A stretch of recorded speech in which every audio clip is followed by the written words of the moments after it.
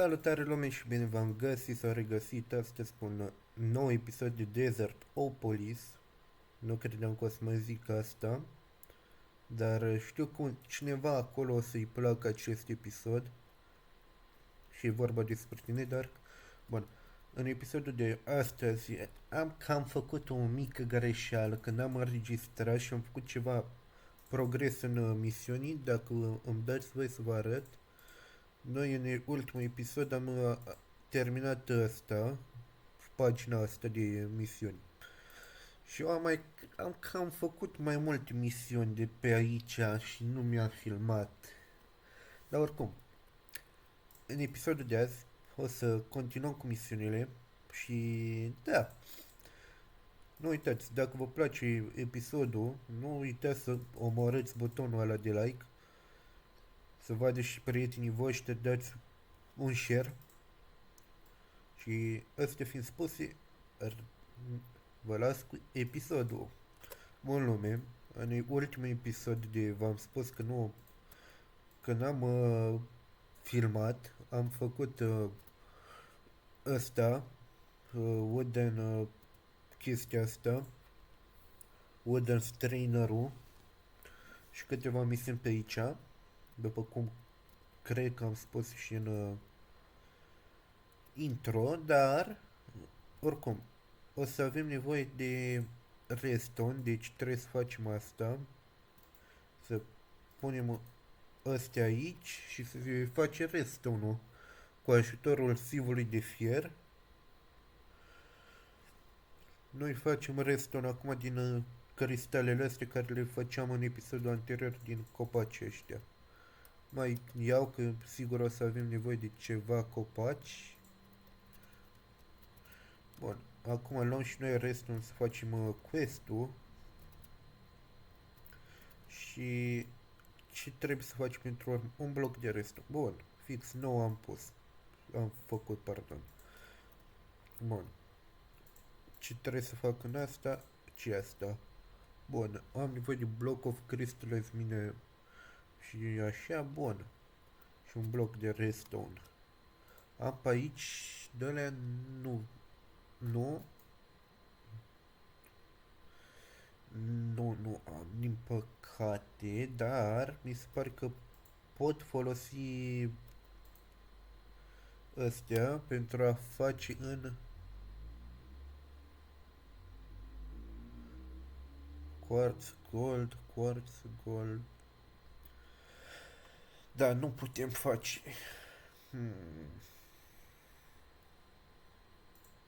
Așa, și ce mai putem face cu astea? Răspuns e nimic.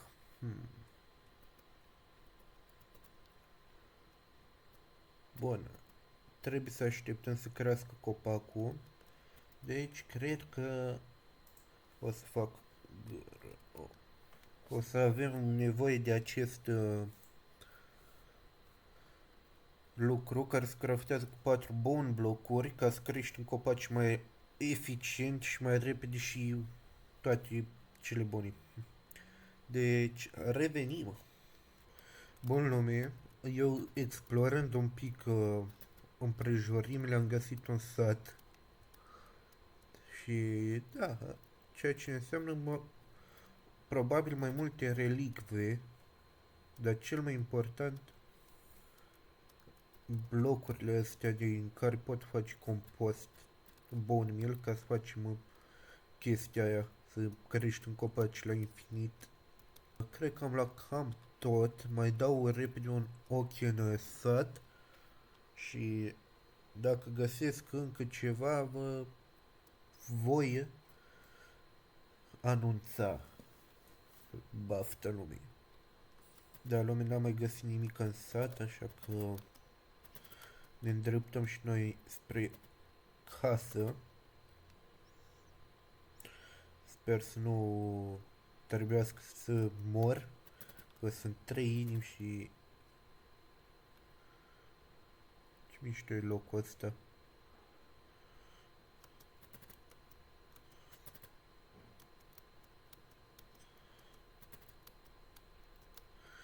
Bun, revenim de la bază. Bun lume, am făcut și ăsta sapling grower-ul și e mișto tare cum funcționează. E ca un bone meal infinit. Bueno, e mișto că nu trebuie să spamezi click-ul și trebuie doar să apeși, pui sapling-ul jos și bum, gata.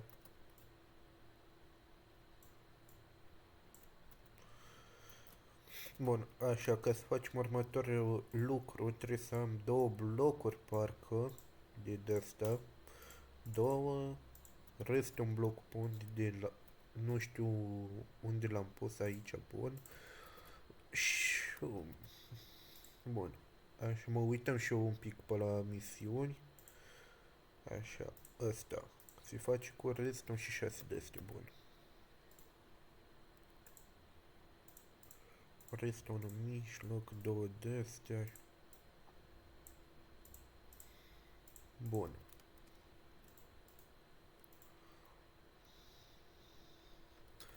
Energy battery. Bun. Generator ăsta cum se mai face un... bun, ușor.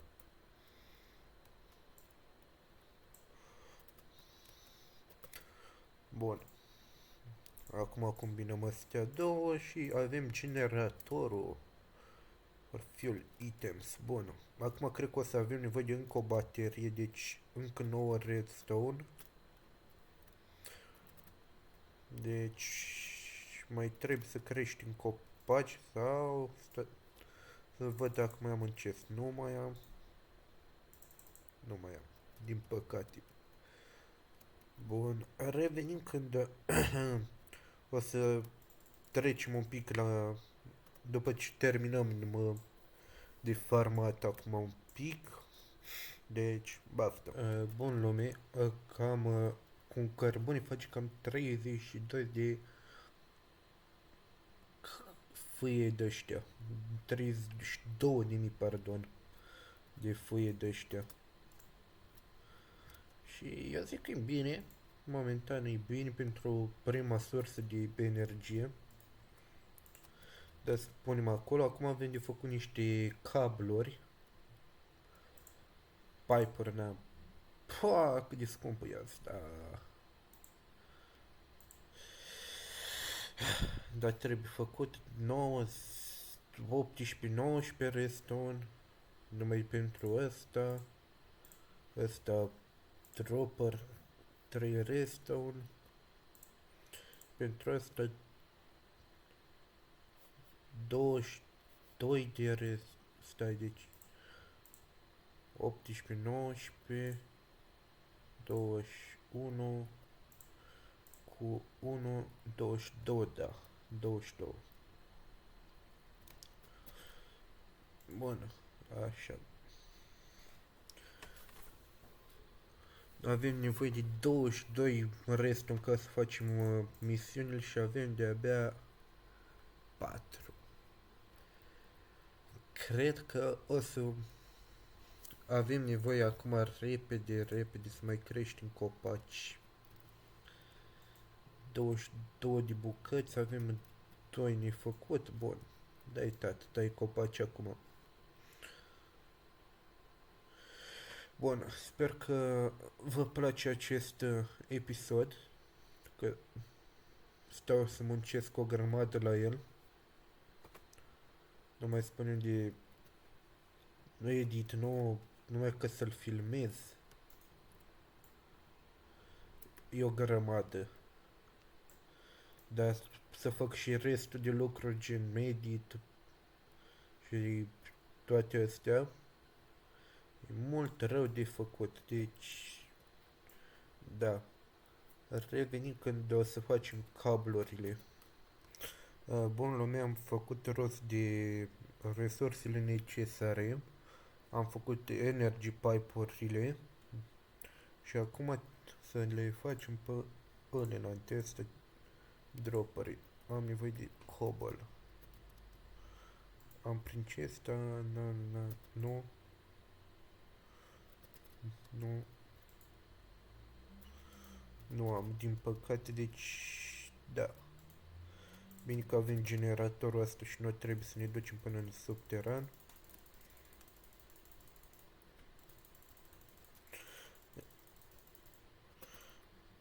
Bun. Bun. Acum, unul de ăsta așa. Și asta e dropper. Nevoie de două. După aia ăsta așa, ăsta așa. Și fier ca să le facem pe astea galbene.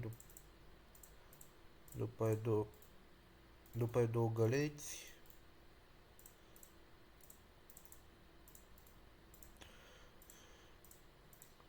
Restul un așa și ca să le facem pe astea de fluide.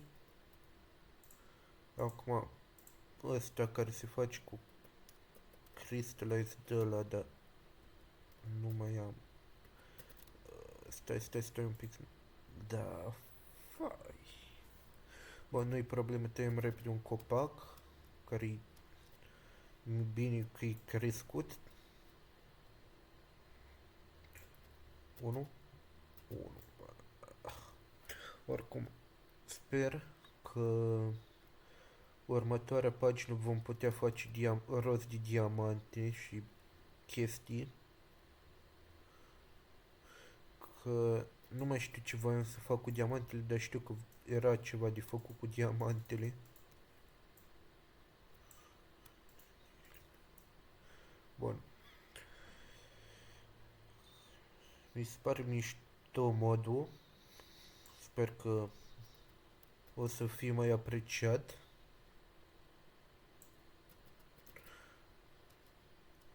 Bun, așa. Aici două bețe și două de-astea. Right click on pipe to figure. Bun, mersi. Acum am nevoie de încă un bloc de redstone parcă ca să facem universal pipe-ul și doi fier.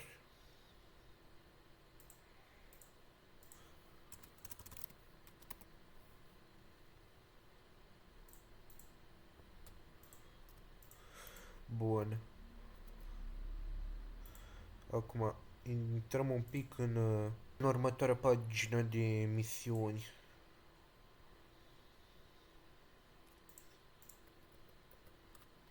Bun lume, am făcut testul și am aflat și cum funcționează. Tu ca să funcționezi, spune, el ia energie de sus sau de jos. Deci tu trebuie să pui generatorul ăsta într-un cât să-i dea putere.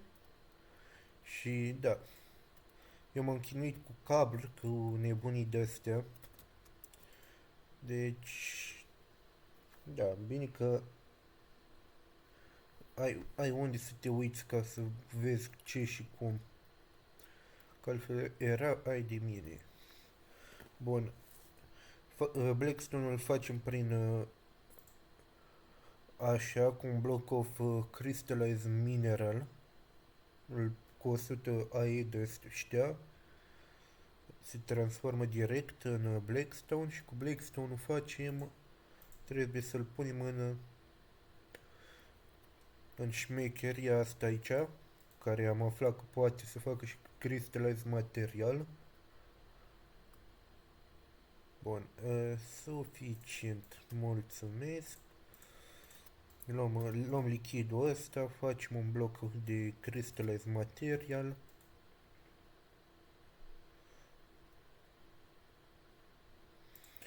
Bun, ușor, fain frumos. Îl punem aici, ne facem repede un sieve de ăsta de quartz.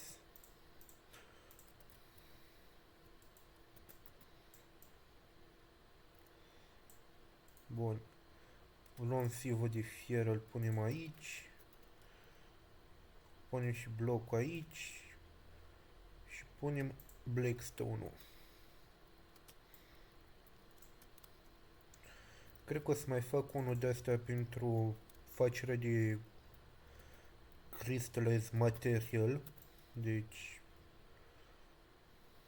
vedem ce și cum. Mi-a ieșit și aurul. Acum smeltuim asta sau cum? Ce trebuie să-i facem? Aha.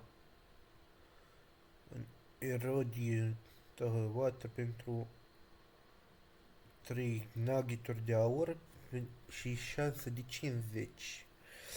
Da, mă, da. Bun, momentan mai vreau să pun să mai fac de astea, cum îi spune,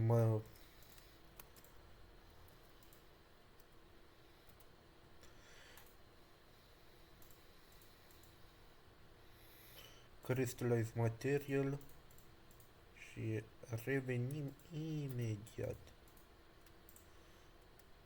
Pardon, nu ăla.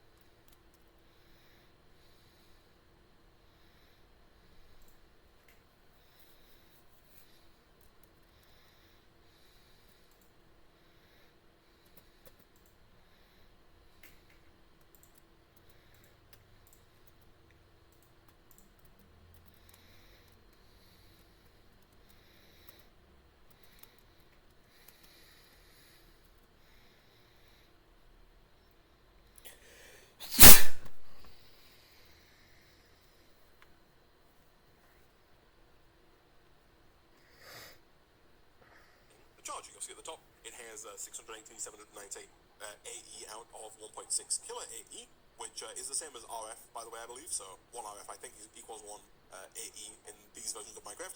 But either way, we have power in here. Historically, all production data remained in production. Everyone thought he was a lonely orphan, but his life changes when his childhood crush turns out to be a super dangerous spy and marries him. Asano was a happy young boy, but everything changed one day when his entire family got killed in a tragic car accident. He was the only one who forgot about his social anxiety. The next morning, Asano wakes up after having a nightmare in which he watches helplessly as Matsumi gets kidnapped. After waking up, he feels...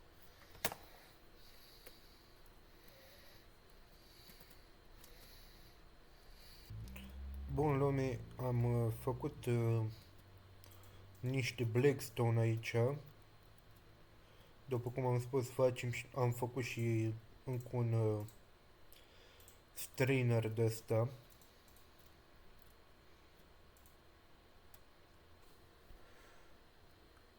În aer cu Iron Mesh, bun. Momentan mai farmăm un pic de Blackstone.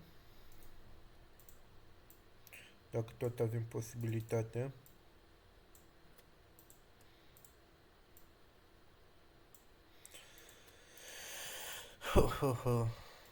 Și revenim imediat într-o secundă. Bun, lume, am făcut și noi aur. Deci, astea fiind spuse, eu v-am lăsat.